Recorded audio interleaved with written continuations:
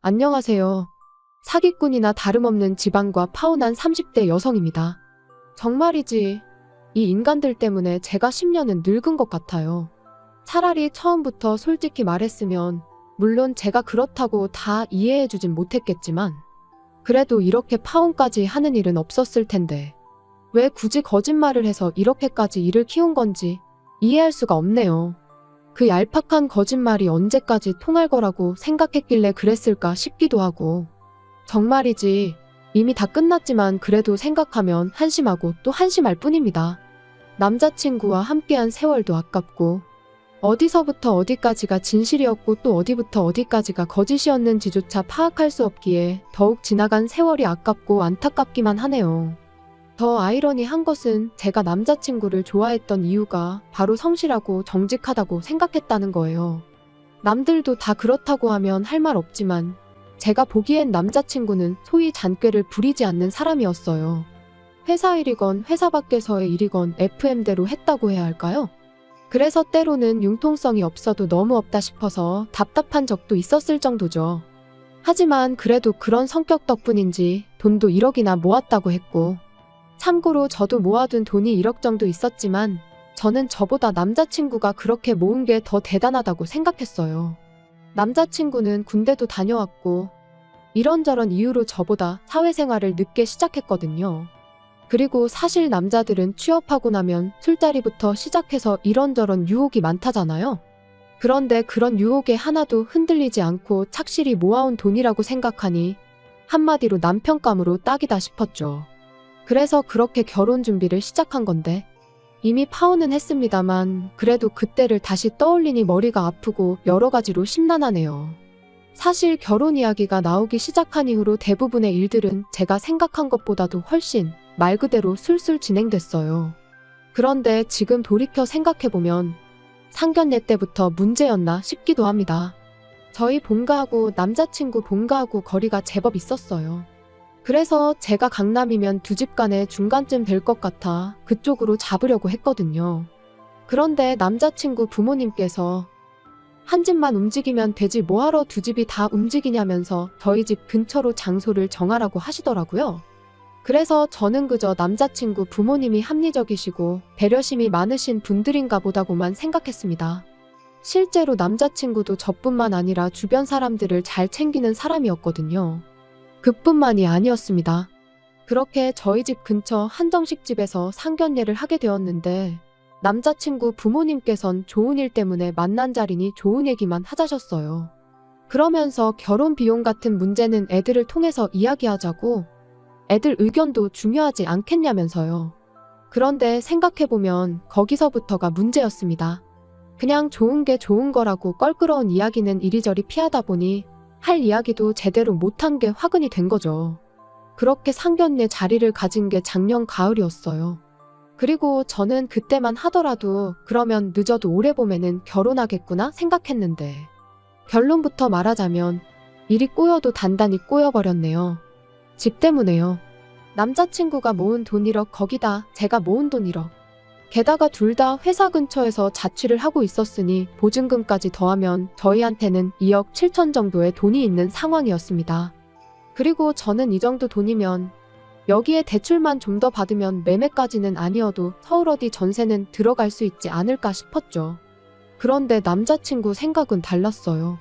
어쨌든 결혼하면 한 1, 2년 뒤에는 애도 낳을 거고 그러면 차가 필요하지 않겠냐며 자기가 모아둔 돈으로 차를 사고 나머지 돈에다 대출을 받아서 집을 장만하자, 그렇게 얘기하더라고요. 그리고 그것도 영 틀린 말은 아니다 싶었던 게, 알아보니까 차를 할부로 사면 그 이자도 만만치가 않은 거예요. 그래서 이래저래 전세 대출을 좀 더 받는 편이 낫겠다 싶었죠.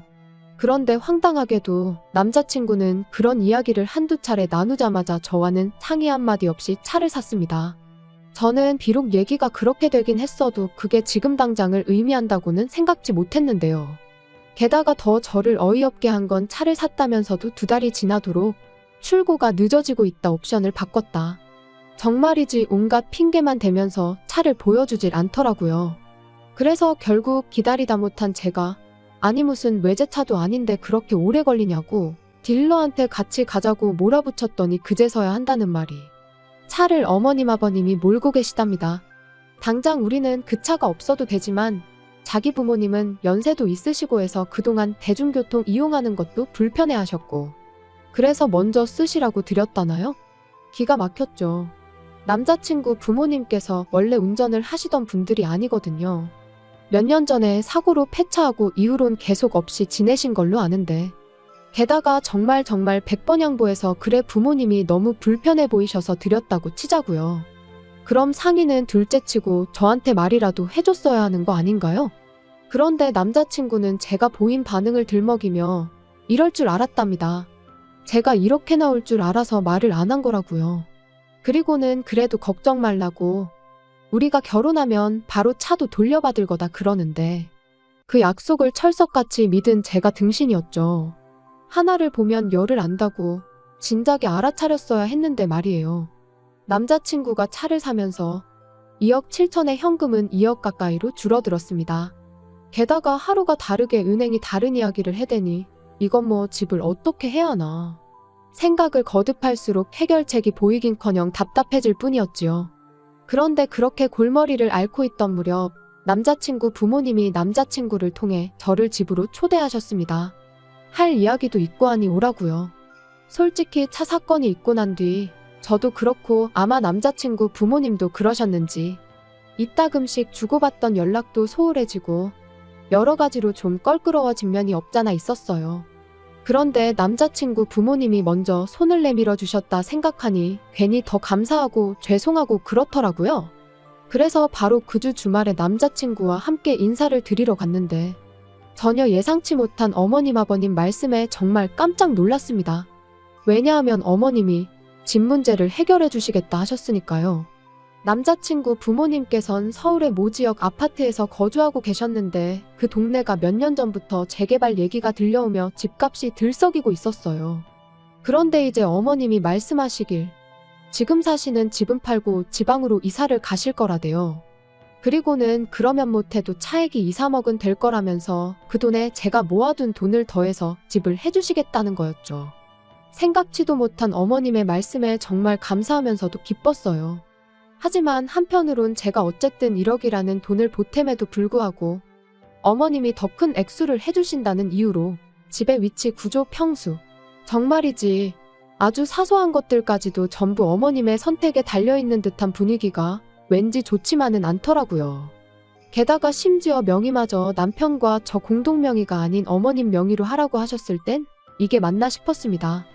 남편 돈에 어머님 돈까지 더하면 제가 보태는 액수보다 훨씬 크니 당연한 거 아니냐는데 솔직히 납득하기가 쉽지 않았죠.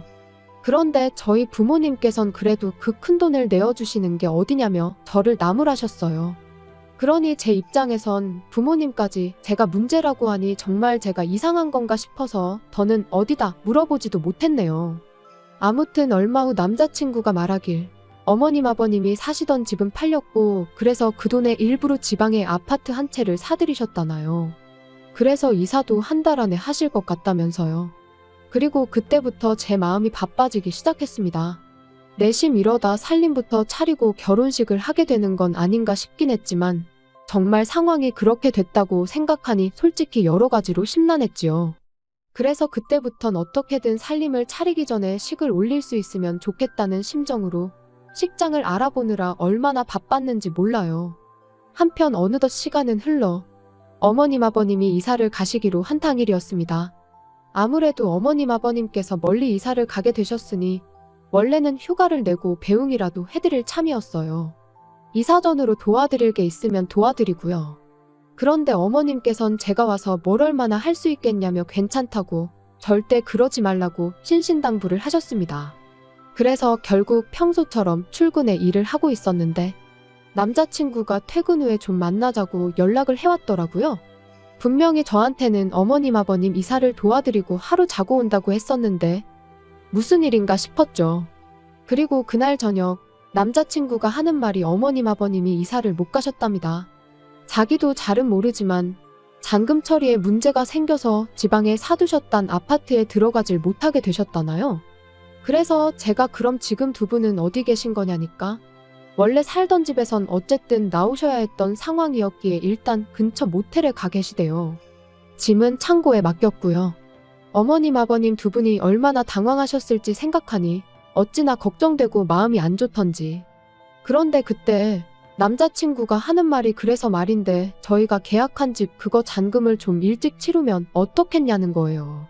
어차피 집주인은 이미 이사를 해서 비어있지 않냐면서요. 그리고는 그렇게만 되면 상황이 해결될 때까지 그래도 두 분이 편히 계실 수 있을 것 같다면서. 솔직히 기분이 좋지는 않았습니다. 차도 그렇고 이번엔 집까지 번번이 왜 남자친구 부모님이 먼저 개시를 하시게 되는 건가 싶은 게. 하지만 한편으론 어쨌든 상황이 상황인 만큼 제가 이런 이야기를 꺼내면 남자친구 입장에선 서운할 수도 있잖아요. 그래서 그냥 별다른 말은 안 하고 그냥 알아서 하라고 했어요. 그러자 남자친구는 고맙다면서 그러면 일단 제 돈부터 달랍니다. 어머님 아버님이 보태주신다는 돈을 제외하고 제가 보태기로 한 1억을 달라고요. 가뜩이나 기분도 안 좋은데 남자친구가 빚독촉하듯 내놓으라 하니 점점 짜증이 나기 시작했습니다. 그래서 제가 일단 어머님 돈으로 잔금을 치르시게 해라. 그리고 우리가 시골리고 나면 그때 내 돈 1억을 드리는 걸로 하자고 했어요. 그랬더니 남자친구가 순식간에 얼굴이 벌개져서는 이 와중에 너는 부모님 걱정은커녕 계산기나 두드리고 있냐고 화를 내대요. 자기 어머니가 설마 제 돈을 떼어먹을까봐 그게 걱정이냐면서요. 황당했죠 뭐. 그런데 또 한편으론 어쨌든 자기 부모님이 공경에 처했다 생각하니 마음이 급해서 저러나 싶기도 하고. 그래서 일단은 미안하다고 했네요. 그리고는 집주인이랑 먼저 얘기부터 해보라고 나도 생각 좀 해보겠다고요. 그런데 이튿날 아침 어머님이 이따 좀 만났으면 좋겠다고 연락을 해오셨습니다. 그리고 그렇게 약속한 카페로 나갔는데 어머님은 물론이고 아버님 그리고 남자친구까지 나와 있었어요. 아버님이야 그렇다 쳐도 자기도 나오는 자리면 나온다고 말이라도 해주지 않은 생각에 좀 어이가 없었죠. 하다못해 무슨 이야기가 오갈 건지 귀뜸이라도 해주면 저도 나름대로 미리 생각을 좀 정리하고 나올 수도 있었을 테니까요. 아무튼 어머님께선 당신 아들한테 대충 들었지 않냐는 말로 말문을 여시더니 사실은 지방에 사두셨단 아파트에 이사를 못하신 이유가 사기를 당하셔서 그렇답니다. 그런데 제가 신고는 하셨냐니까 갑자기 말끝을 얼버무리시면서 그거 뭐 신고한다고 잡히겠냐 하시는데 아니 돈이 한두 푼도 아닌데 왜 이렇게 쉽게 포기를 하시는지 이해가 안 되더라고요. 게다가 어머님께선 저더러 그런 것까지 제가 신경 쓸 필요는 없다 하시더니 일단 돈이나 당신한테 보내라셨습니다. 그러면 이제 잔금 치르고 당신들이 먼저 들어가 있으시겠다며 대신 뭐 혼수 같은 건 아무것도 해오지 말래요. 창고에 맡겨놓은 당신이 쓰던 가전제품으로 일단 안에 채우고 필요한 가구만 몇 개 사면 된다면서요. 그래서 제가 그게 무슨 말씀이시냐, 언제까지 계실 생각이시길래 그렇게 말씀을 하시냐 했더니 일이 해결될 때까진 있어야 하지 않겠냐는데 신고도 안 하시고 사기친 놈 잡을 생각도 없으신 것처럼 행동하시면서 그런 말씀을 하시니 뭔가 쎄한 게 느낌이 좋질 않았죠. 그래서 그럴 게 아니라 그럼 먼저 어머님 아버님 일부터 해결하자고 했어요. 그게 해결이 되는 대로 저희도 다시 결혼 준비를 하겠다고요. 그랬더니 이번엔 남자친구가 완전히 당황한 얼굴로 그게 무슨 소리냐입니다. 그건 그거고 이건 이거라며 그냥 원래 계획했던 대로 저는 돈 어머님께 보내드리고 일단 상황이 어느 정도 해결될 때까지는 한 집에서 같이 지내면 되는 간단한 문제라면서요. 결국 저는 할까 말까 고민하던 그 말을 입 밖으로 꺼냈습니다. 해결 안 되면 그럼 뭐 언제까지 같이 사는 거냐고요. 그러자 어머님께서 너는 내가 불편하니 난 네가 딸 같아서 하나도 안 불편한데 하고는 웃으시는데 이건 뭐 황당함을 넘어서 소름이 다 끼치더라니까요. 아무튼 결국 제가 생각을 좀 더 해봐야겠다 하며 일단 자리에서 먼저 일어났습니다. 그랬더니 남자친구가 불이 나게 쫓아나와서는 도대체 갑자기 이러는 이유가 뭐냐는 거예요. 그리고는 어머님 아버님하고 같이 살면 솔직히 우리가 손해볼 일은 없지 않냐는데 역시나 한패였던 거지요. 남자친구는 솔직히 그렇게 큰 돈을 보태주시는데 자기가 중간에서 누구 한쪽 편을 들고 그럴 수는 없다더니 까놓고 말해서 같이 살면 살림도 해주실 거고 나중에 아이 낳으면 아이도 봐주실 게 분명하다고. 그러니 따지고 보면 우리한테 훨씬 이득이라나요? 그래서 설마 싶어 한번 떠볼 생각이 하긴 그렇다면서 살짝 동의하는 듯 대답을 했더니 멍청한 인간이 완전히 걸려들어서는 역시 저라면 이해할 줄 알았답니다. 그래서 사실 자기가 자기 부모님한테 처음부터 그냥 사실대로 이야기하자고 했었는데 두 분이 하도 반대를 하셔서 어쩔 수 없이 연기를 좀 할 수밖에 없었다나요. 그리고는 이제 좀 살 것 같네 하는데 아주 부모고 자식이고 한통속으로 똘똘 뭉쳐나나 속여먹을 궁리만 했구나 생각하니 괘씸해서 견딜 수가 없었죠. 남자친구 면상에다 대고 진짜 소름 끼친다고 한마디 하고는 다시 카페로 들어갔습니다. 그랬더니 다행히 아직 어머님 아버님이 자리에 계시더라고요. 그래서 나이 드실 만큼 드셔놓고 그렇게 살지 마시라고 한마디 하곤 아드님하곤 헤어졌으니 그런 줄 아시라 했어요. 그리고 뭐 뒤도 안 돌아보고 도망치듯 카페를 빠져나와 곧장 택시 잡아 집에 왔는데 집에 오는 내내 정말 핸드폰에 불이라도 나는 줄 알았네요. 남자친구는 물론이고 어머님까지 아주 번갈아가면서 얼마나 전화와 문자를 해대던지 결국 두 사람 다 차단하고 이튿날 아침이 밝자마자 스드메며 이것저것 전부 다 취소해버렸어요. 계산해보니까 대충 한 200만 원 정도는 물게 된 것 같던데 인생을 배우는데 들어간 수업료다 생각하기로 했습니다. 이게 만약 결혼하고 나서였으면 명의 하나는 더 붙었을지도 모르는데 그에 비하면 싸게 배운 셈 치려고요. 정말 세상에 공짜는 없다는 걸 이런 식으로 배우게 될 줄은 몰랐는데 아무튼 정신 단단히 차리고 살겠습니다.